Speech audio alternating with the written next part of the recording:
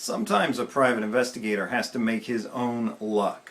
Hi, Larry Kaye, ShadowAnyone.com, and the creator of the Investigator's Ultimate Guide series, premium private investigator training from someone who's been there and done that.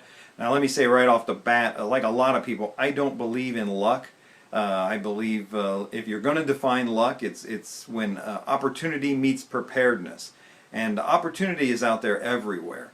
So now it's a matter of what can you control. You can control your preparedness. How are you prepared to take advantage of the opportunities that are out there? And I'm going to give you a real practical example, a real world case study. I was working on a surveillance and it was in a very tough spot. I had to watch a trailer in a trailer park. Now, I wasn't watching for a person to depart to follow where they went. This was an actual stakeout where I needed to see who was coming and going from this particular trailer. This is not something I could set up a distance away and then I couldn't tell. If I could tell who was going in and out of the trailer park, but not that particular trailer. So I had to watch that particular trailer. Very difficult. If you've ever had to do surveillance in a trailer park, you know, here's the way it is. Almost anywhere you park, you could roll down your window, reach out your arm, and touch somebody's home. You're just right in there. It's a very tight environment for most trailer parks. I recognize there's some fancy smancy ones out there that have a little bit more distance, but still, any trailer park, a strange vehicle is going to stand out. There's no real place for guest parking, for that type of thing.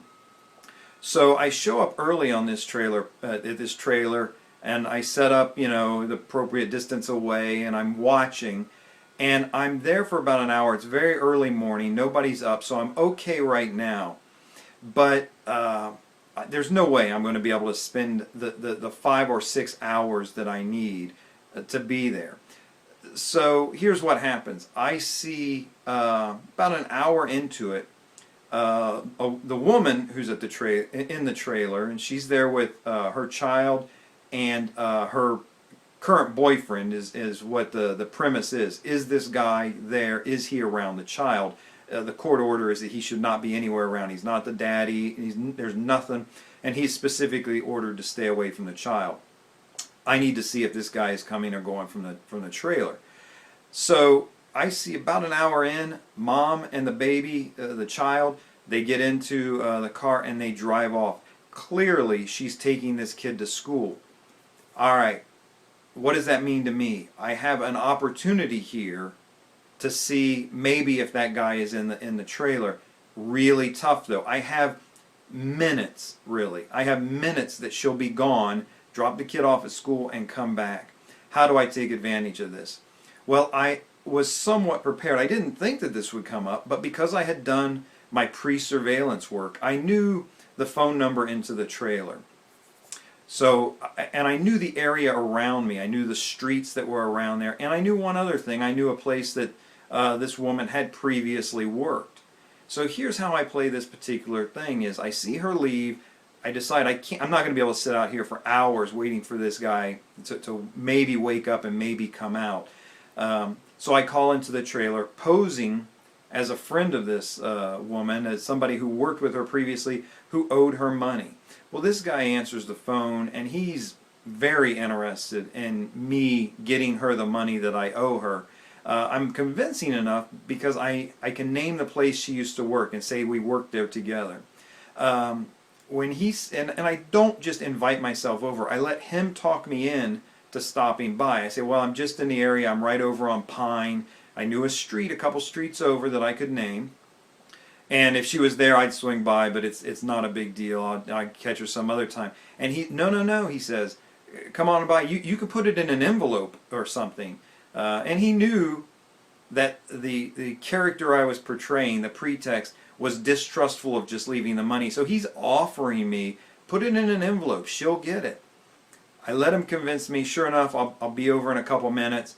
I sit in a car for a long, awkward 2 minutes, like the longest 2 minutes of my life, knowing at any moment she could come back. I don't want to seem like I was just right outside their trailer. I drive up, I hop out, I knock on the door, the guy answers the door. Now this is exactly the guy I was looking for. This is the guy I needed to know. Is he coming and going from this trailer? Is he around the kid? Well, I know the kid was in there. The kid came out. The bad guy is still in there, the subject of the investigation. So now it's just a matter of being able to leave some money. He hands me an old utility envelope that was torn open.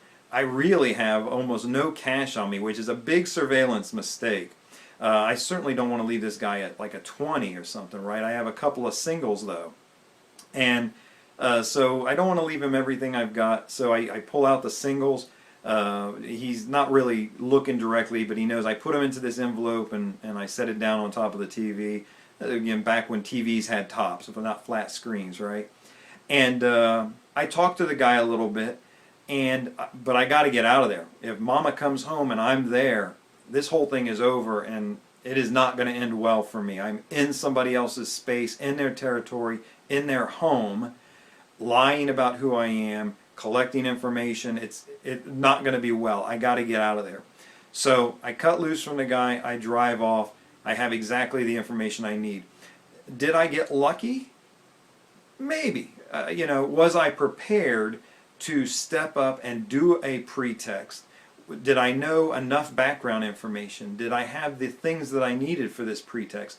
And I'll tell you, I've taught you before, I carry in the trunk of my car a variety of items that I can pull out and use on a moment's notice.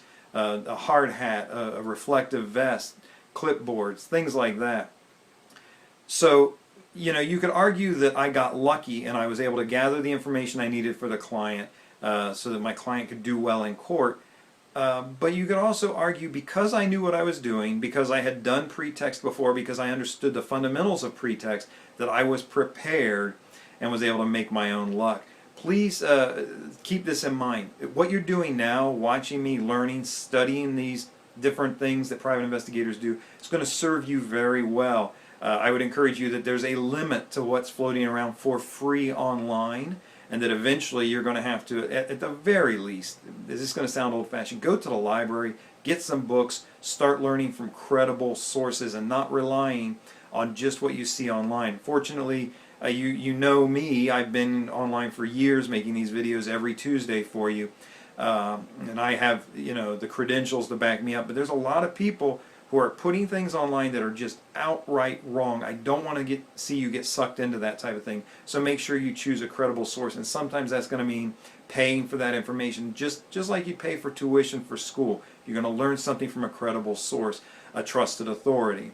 This is Larry Kaye, shadowanyone.com. Remember, do the right thing, even if it's the hard thing.